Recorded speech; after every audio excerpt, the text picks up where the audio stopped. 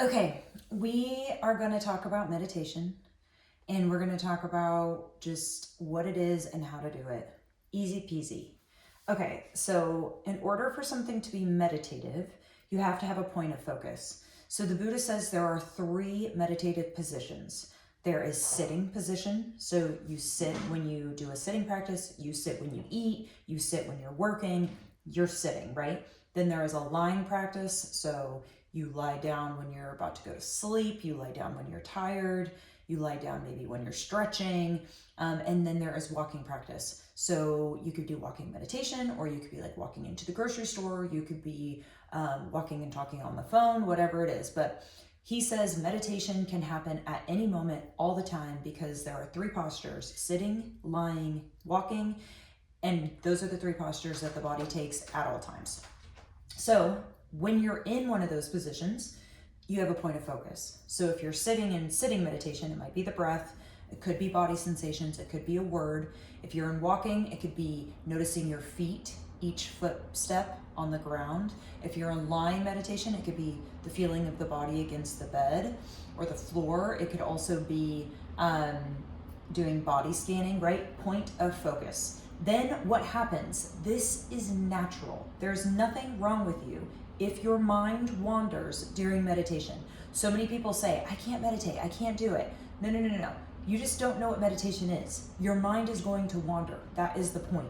So the second your mind wanders, right? So it can wander to a bunch of different things. It can wander to emotions. A very common emotion is like tired, restless, bored, right? When you're meditating, oh, how much time has passed? Oh, do I have to keep doing this, right? Okay.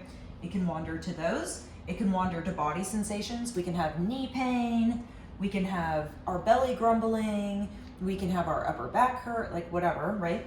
Then it can wander to external. There's a noise, somebody coughs, there's a siren, external. And then there's thoughts.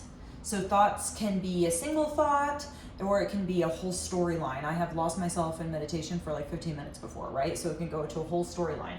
Often thoughts are future or past focused, okay? They're not in the now. They're not focused on what's happening right now. So this is normal. The brain takes you somewhere else.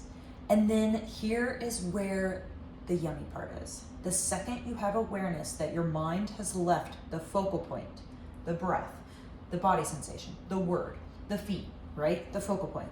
The second you realize that you have left the focal point, you don't need to label it what it is yet. We're not there yet. Doesn't matter where it took you. You simply notice that you're gone and you say, no problem.